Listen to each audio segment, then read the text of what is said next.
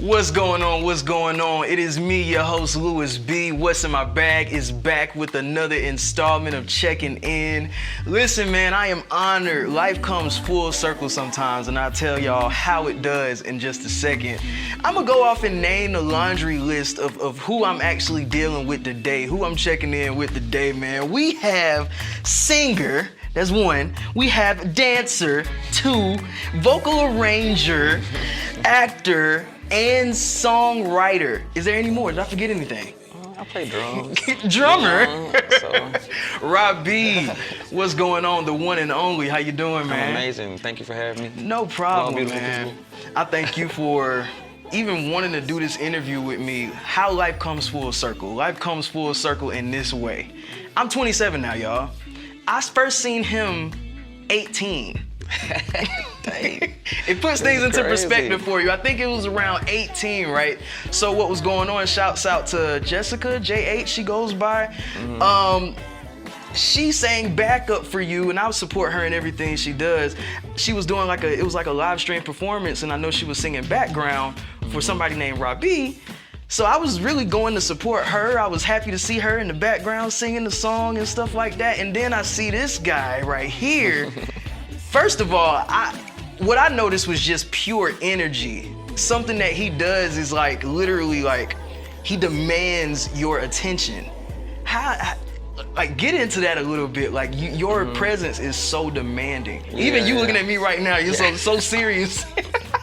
I'm just trying to listen, you know? Nah, but your presence is so demanding. Like, how did you get this? How did you get into that bag? Like, you're so dope, man. Right. Well, first of all, thank you. I appreciate it.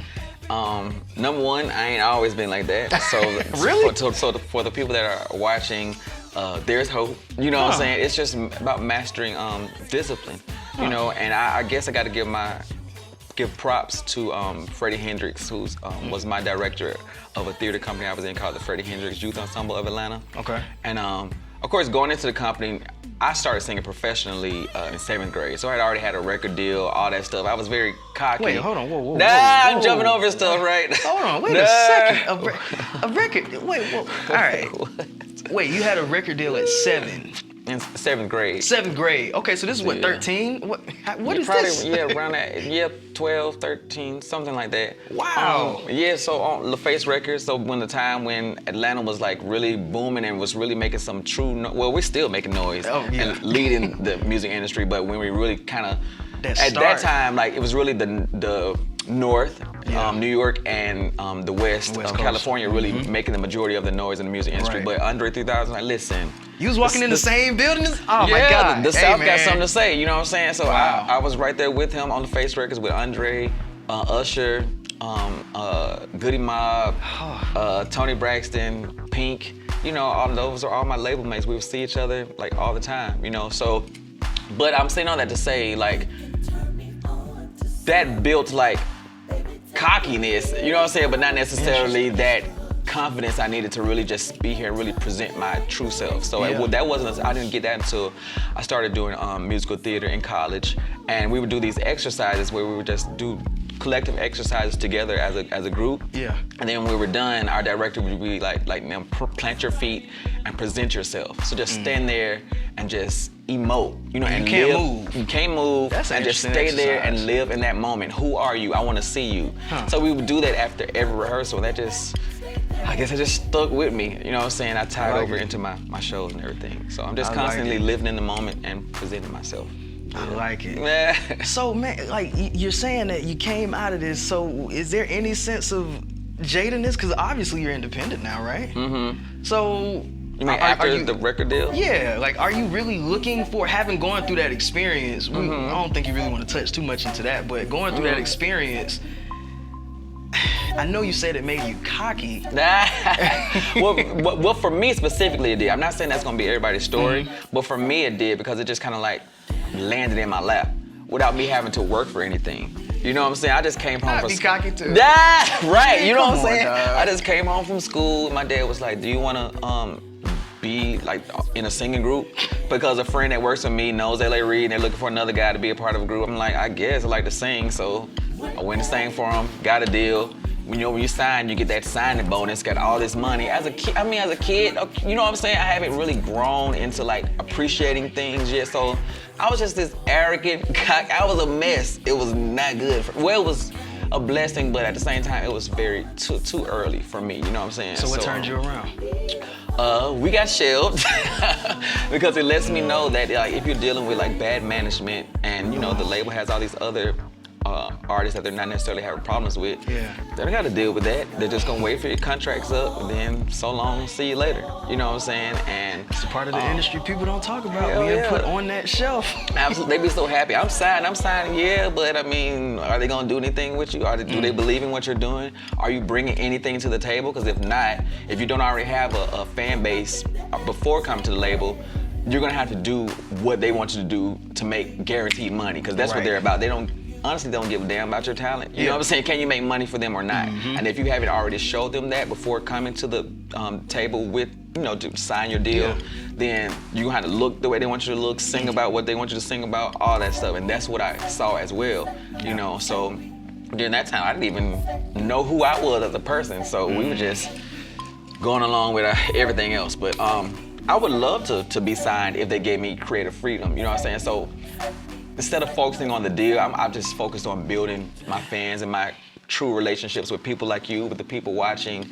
And so like I'm consistently bringing something to the table. Once they come, I can demand the money I want, all that shit. So listen, I feel like I could be totally wrong, but I feel like you should be demanding at this very second, because one thing that you're doing out here, you are making yourself not only just a recording artist, you're damn near a commodity. Like, I feel like you're somebody that people could come to, hey, I need you to perform at this festival, hey, I need you to do this. Because one thing that I wanted to bring up about you, even more, and this isn't no slight to you, even more than I noticed the frequency of music that you put out, I noticed that you're even more focused on your live show. Yeah, tell me about that a little bit. That's because Because a lot of artists are not taking that route. A lot of artists are like recording artists first, and they totally forget about the performance aspect.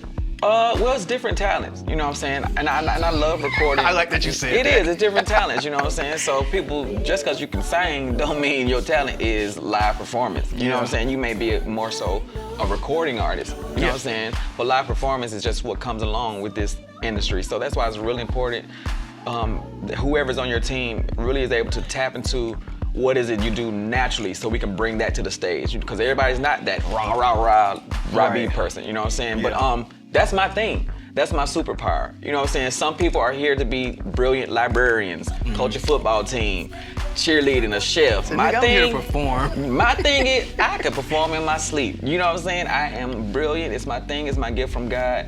So that's why I make that my focus, because that's the thing that's going to set me apart from anybody else in this industry. You know what I'm saying? No disrespect to your parents. I shout them out. You know what I'm saying? No disrespect to your parents, but I feel like I feel like Prince had a child running around here that don't nobody talk about. Absolutely. His name is Rahbi.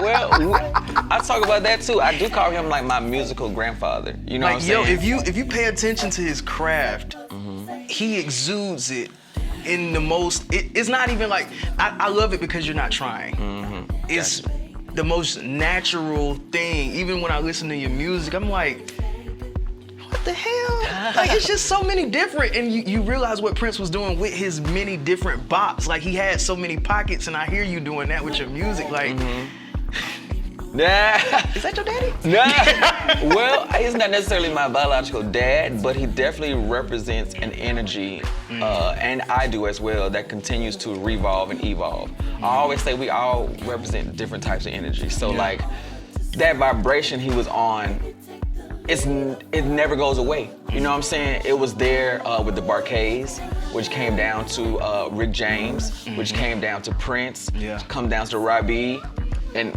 it will continue to come, you know what I'm saying, and present itself in another form. So I just try to look at different artists that came before me that I connect with, and because to me that's that vibration that I resonate with, and if I pay attention to what they did, some things they did, it may help me in my journey as well, you know what I'm saying? And it doesn't come across contrived, because like we think, like I read a book about him, I'm like, God damn it, I feel like I'm reading about myself. Like I think about things the exact same way. Yeah. You know, so I think that's just what it is, you know. You saying vibrations, I think it's one word that literally fits like everything that you embody, everything that those past influences embody is fearlessness. Absolutely. You are a fearless artist. You're a fearless performer. Yeah. Like you'll put on whatever the fuck you feel like putting on, we putting on, and y'all gonna love it. Yeah. Because at the end of the day, it's one of those things where you go to a show, don't know what you're getting into, you come out. I'm like, huh? What's going on here? Yeah. But what you do is through your performance, by the end of it, I'm like, yo, I need to Shazam this. Like what is this? Absolutely. And I need to apply that to my life in whatever field I'm in. Yeah. You know, so I need to apply that same fearlessness to my art, whatever it is. And that's what I try to instill in people with my shows. Like, encourage people that when I leave here, I can do and be anything I want to be because I witnessed this guy's fearlessness. So I want to do that same shit for myself. When did you get into this fearlessness? Because if we're talking what a label wants you to do versus who you are destined to be, how did that change come about? Because even 13 to where you are now, it's a gap. Yeah, it's a difference. So how we get there? I guess musical theater again, because with our theater company, and I'm not saying like every theater company is the same. In this one, our director let us know that we are here to make this world a better place with our art. You know what I'm saying? So you can't do that being timid. You know what I'm saying? You have to embrace who you are without the costume. And not saying that anything's wrong with fancy clothes, with weaves, with all the other junk we put on. But if you don't know who you are and are comfortable with who you are before all that stuff, it's just fluff. Yeah, you know what I'm saying? So, musical theater. And my grandfather, rest his soul, was a brilliant pastor, a real pastor, you know what I'm saying, that really wanted to connect with the people and make you, empower you to be the best person you could be, you know what I'm saying? So, so a mix of church and theater and just being in alignment with God, you know what I'm saying? I love it. I feel like you just totally say, as soon as you go on the stage, you just say, use me, like Lord. You just go for it. Yeah, that's what I'm saying. Use me. I'm a vessel. Use me. I'm gonna surrender to whatever. You know, as long as the road leads to love, I'm with it. However that presentation is. I love it a lot. I don't wanna make you upset, man, but I wanna ask you a real question. Do you prefer performing over actual like going to the studio? Because you have certain artists that are like studio rats, and then you have the ones that are more on the performance side. Do you enjoy performing more than actual making the records? I do. Yeah, I do. I can see it. I do, because it's just like I feed off the audience. It's like a exchange of energy. You know what I'm saying? So I give to y'all, then y'all give to me. So like the more energy I get from the audience, the more you gonna get from me. Yeah. You know what I'm saying? So I love the studio. And I like the studio because I'm able to just kind of like throw it all out there, so y'all ain't gonna hear all my mistakes. So I make a lot of mistakes, in the studio, but that's my safe place where I can just do my thing, you know what I'm saying? And when I perfect that, because I'm a Virgo, and when I perfect what I want to do, then I bring it to the stage. And on the stage, if I go outside of what I perfected, it's just because I'm just having an honest moment with y'all, and I'm just really feeling the spirit, you know what I'm saying? But if I don't feel, you know, I'm gonna stick to the script, you know, stick to the script and do my Beyonce thing, you know, because she kind of like stay that way too, so I like it, man. I want to get into projects, but I kind of want to set a background because it's interesting hearing what all the artists went through, hell, just what everyone went through in the 2 years that were literally just stripped away from us. Listen, okay. So I know as a performer, this shit hurt you. Yeah. Had to. Yeah. It's probably some gigs that was like, hey, we gonna have to push it back to, we don't know when. Tell me, how did you get through COVID as a performer, as a musician, as a creative? We were struggling. Yeah. Well, before COVID, I really was focused on live, like you said, live performance, because that is my #1 passion. So because of that, that really forced me to go back into the studio, you know what I'm saying, and focus on recording art. And like Nina Simone said, as artists, it's our responsibility to reflect the times. So I was paying attention to police brutality. I was paying attention to just times of just having to sit with your own thoughts of, looking at how you are as a person, the things you like, the things you don't like about yourself, and how can I be a better person? How can I let go of some of these things that are like holding me back from progressing? You know what I'm saying? So I got more into Spotify and doing things online so that to really connect with the people that aren't necessarily able to come to my live shows. So I was like, I need to build my online presence more. We had to get creative. Yeah, to get creative. IG Live was tired of us. Absolutely, and I did not like performing on the phone because, like I said, the live performance, I like people being there. So I did a little few of those, but I didn't really like it. You in the crib? Come on, everybody! Yeah, let's go. I hate that. Oh my God, I hated it. So I really focused on creating more songs for y'all to just to get us through this time. So I came out with a song called Everybody Breathe because there was a lot of people at that time saying, I can't breathe, I can't breathe. I'm like, why are we focusing on what we can't do? You know what I'm saying? Like, you need to focus on like breathing and figuring out how I can get through this moment because Black people are resilient. We are amazing and we have got through much worse. You know what I'm saying? So instead of articulating what you can't do or reiterating what you can't do, like, I'm here to provide hope for everybody. So I came out with that song. My Weekend Lover project, I started writing it, coming out with visuals. Oh man, I gotta stop you there. Oh yeah. Wait a second, man. Like, my thing is, you know what I'm saying? I give love all throughout the week, you know what I'm saying? The weekdays is cool with me too. Oh my God. You came on the track, if you wanna be my weekend lover. Like, whoa, only on the weekend? What's up with that? But nah, man, you dropped this project in the midst of this all, and I think it was something that was definitely needed. Yeah. Like, we all need this. We needed whatever. The creators stepped up during COVID, and they stepped up in such a creative way. The creators stepped up creatively. They did that shit. Yeah. Oh my God! Like, how did this project come about? I know you were saying like you in the studio, you just making music. Like, the concept for this. Right. Oh shit.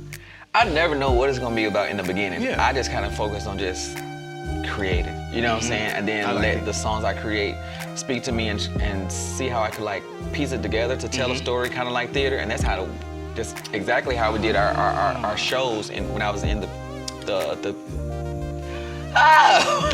theater organization I was telling you about. Yeah. So we would just present like songs or monologues, and then our director would just kind of like piece it together to see what story we're going to tell, right? So when I apply that to my music, I just get tracks from the different producers, or I just meet with the producers and talk about what I'm going through, and we create it together. So the first song I wrote for the project was Weekend Lover. Yeah. And that was a track presented by Slim Wave. I don't know if you heard of him, definitely. But Slim has produced Summer Walker, Black. He did some stuff with Earth, Wind & Fire, Mary J. Blige. So I'm just honored. Shout out to Slim. Shout out to him.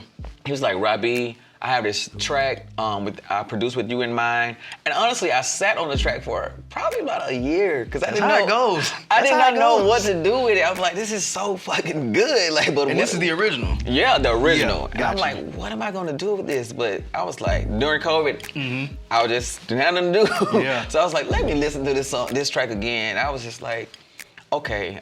So I want to be a better person. I want to lead people to love, but at the same time, I think it's cool to talk about sex. You know what I'm saying? People be like, how you gonna talk about love and lead people to God and all that stuff if you're doing sexual songs? Sex is great. It got us all here. So you know what I'm saying? COVID, y'all was having it. You was having a lot of it. Yeah, you know what I'm saying? So how can I do this and still just be responsible with it as well? You know what I'm saying? But still funky, and that's what I loved about Prince. He can do all that, but he's still political. It's still like spiritual, but it's still freaky as hell. It's still radio friendly too. It can play on the radio. You know what I'm saying? So in this song, the character is telling this individual they're dealing with, listen, I ain't ready for nothing real. You know what I'm saying? And that's what I respect about anybody. Be honest with whoever you're dealing with. I like it. You know what I'm saying? I handle business Monday through Friday, but if you wanna do this on the weekend, I'm good. I'm gonna warn you though, it's gonna be hard to leave this thing because I'm good at what I do. You know what I'm saying? So the choice is every day. At the beginning of the song, I say every day is a new choice. We make our beds and we lie in them. Who you wanna lay down with? Choose wisely. Talking you know what I'm saying? Man. But also, if you keep listening to the project, the guy or whoever you are, this weekend lover, goes into this thinking this is just gonna be another one-off, like I'm gonna do my thing, I'm gonna leave. But he ends up falling in love and has a connection with this individual that he's never experienced before. On my song Say We, I say you make me want to jump up in there and stay there. You're stimulating me on a higher level of consciousness. Yeah. So I think I want to be with you forever. We're having this tantric exchange of energy that I've never had. It's making me a better person. So, like it. And by the end of the EP, it's like, I think I love you. I want to be with you forever. You know, that EP definitely felt like a journey. It was a good, quick, concise journey. I love EPs. Oh my God, you. in and out. Thank you. Okay. But that Weekend Lover was that shit was great. Thank you. Shit And was it's great. kind of like more economically like friendly. Yeah. You know? And so they doing a whole album because God damn it, That's when a you fact. get to that damn mixing, mastering, visuals. Oh my God. It gets crazy. Yeah. Yeah. Now I do want to get into this remix, man. Mhm. Like, first of all, yeah. I'm excited that the sample got cleared. This is crazy, man. I love. No, that. No, it's not. Listen. Hey man, the song is out. And the song is absolutely fantastic. Hard to leave. Take it from me, from me, from me. Take it from me, from me, from me. If you wanna be my weekend lover, it's gonna be hard to leave. Take it from me, from me, from me. Take it from me, from me, from me. Met you on Friday, picked you up on Saturday. Damn, I wanna see you again, but I'm not ready for the love. Still with me what is happening. When I took you down,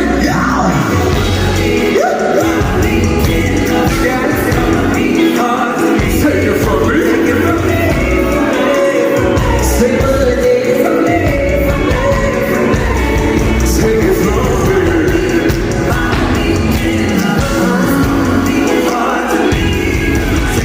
me. This little part I added here for fun. It goes like this. You may know it. It goes, darling, sugar, honey, I give you love. Can you help me with that this time?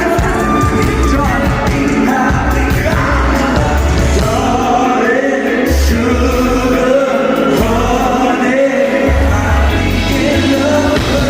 Take it from me, baby. Yes, take it from me, baby.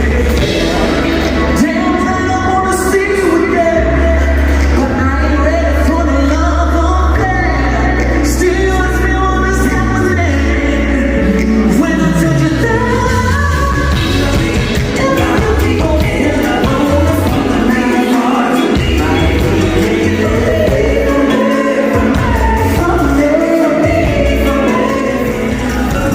thank you so much. My name is Rahbi. I love y'all.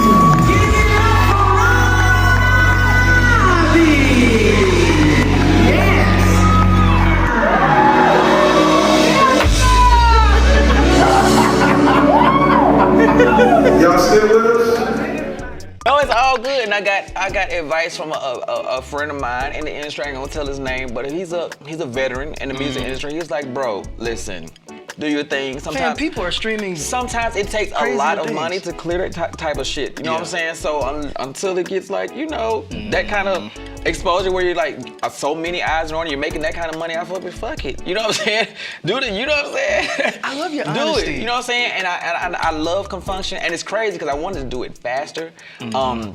Because when I heard the Confunction song, I was like, this is crazy how like the chords and He said, I didn't even think of this. I didn't even think about it. Like I was like, damn, Weekend Lover would be perfect to go along with this. You know what I'm saying? So I planned it. I started recording it, and the mix engineer I was working with at the time was dragging his feet, like getting the mix back. I was like, bro, but Like, come on. I still love him. But you know what I'm saying? Then Soul Sonic dropped. And then, Sip Sonic dropped. right, Sip Sonic came out with, they did the whole cover. I was Yeah. like, what the fuck? And I was mad, I ain't gonna lie, because as indie artists, you know, sometimes it takes us a little longer because our budget ain't as big. So That's a when stuff fact. like that happen, we'd be like, fuck, Bruno. And I love Bruno, but I was mad at Bruno.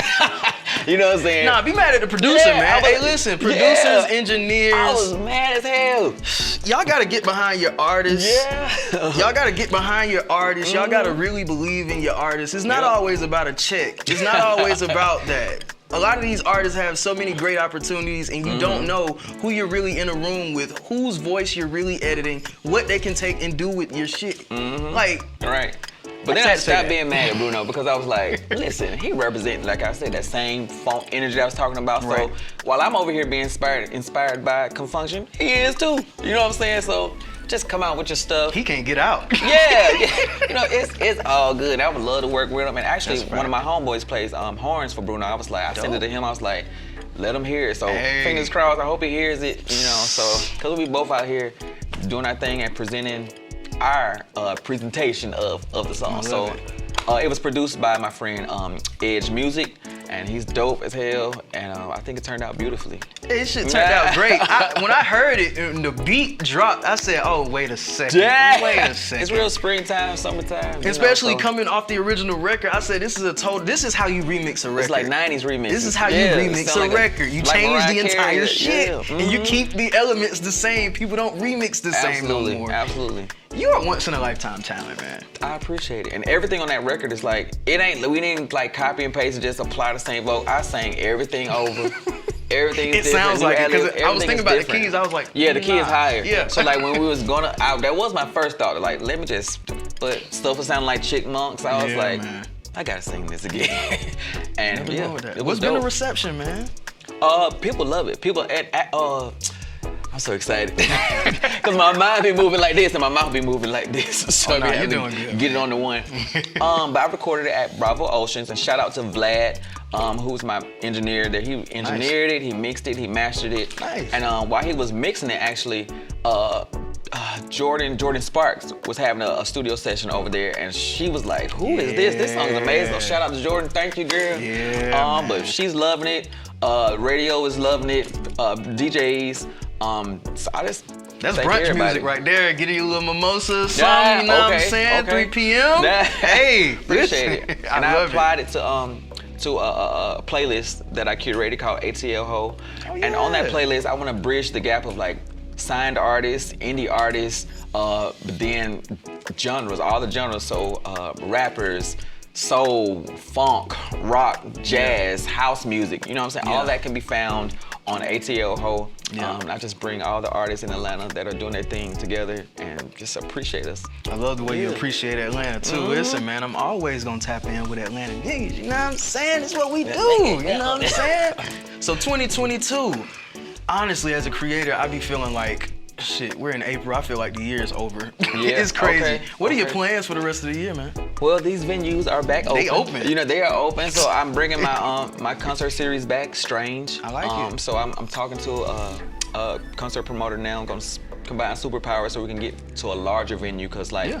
I was at the 300, 400 venues, and those are cool, but we sell those out like all the time. You know what I'm saying? So like Subtle Flex is No, brought no, to it's a you by Rahbi. No, it's a blessing, but I want That's to a bring blessing. larger artists in and be able to bring more people in. So like I gotta secure like these larger venues. So be looking out for Strange this summer. I like it. And my Raw Sessions show is gonna come back as well. That's my more intimate show where we just strip down the instrumentation. I'm able to talk more about the songs because with the big shows, I'm not able to really like go into like the behind the scenes of what Gotcha. happened with all that stuff. So Yeah. it's good to just be kind of in, kind of like a MTV Unplugged type thing. Yeah. And just give the story behind the songs and yeah. So look out for Raw Sessions, Strange, and of course I'll be on stages just everywhere when people book me to do those shows. But as far as what Rahbi is bringing, Strange, Raw Sessions, and a lot of collaborations with my friends. So I like it. Yeah. I like it, man. Listen, this has been an entire treat. It's probably one of my favorite check-ins I've done so far, man. Yes, sir. I just wish nothing but abundance, prosperity, and blessings to you, my brother. Thank you. Everything that you're doing, like I said, I first saw you at the age of 18, dog. I'm 27. 9 years ago, life moves fast, but it's so interesting how God just brings people to you, how He brings people around you, and just puts you in these rooms, man. You never know. You never know who you'll end up talking to. You never know who you'll end up talking to, man. So, Rahbi, thank you so much, man. Thank you for having me. Thank you so much. This is another episode of Checking In. You know what I'm saying? Check us out on YouTube. What's in my bag? We're going strong. Make sure you're checking out all of our content because we are pushing out content like it's nobody's business. I'm trying to inspire you niggas. I'm trying to do shit real over here so y'all can, you know what I'm saying? I'm trying to lay a blueprint here. We trying to do something real. And I love that, I just love the people that literally see the vision. Rahbi hit me up after months of me looking at his profile and thinking, I gotta do a checking in with him. Gotta do one, but I gotta get to the point where I'm comfortable to do it. And that's really what it was. I was waiting. Now, I always tell people, I don't care if your name is goddamn Andre 3000 or Leroy from down the street. You know what I'm saying? If you are presenting quality art, I fuck with you. So when I saw what you were doing, it was so like the presentation was dope. So I wanted to be a part of it. Appreciate it. Yeah, thanks for having me. Listen, for all of my other entrepreneurs, creatives out there doing stuff, everybody laughs when I say that. For everybody that's looking to be on a checking in segment, make sure you reach out to WIMB Studios. I want to chat with you, man. I want to tell Atlanta and more importantly the world about what you got going on, man. I think that everybody needs the platform, and there's not a lot of platforms that's giving it to y'all real these days. So I'm out, man. Checking in, Louis B, Rahbi. Peace.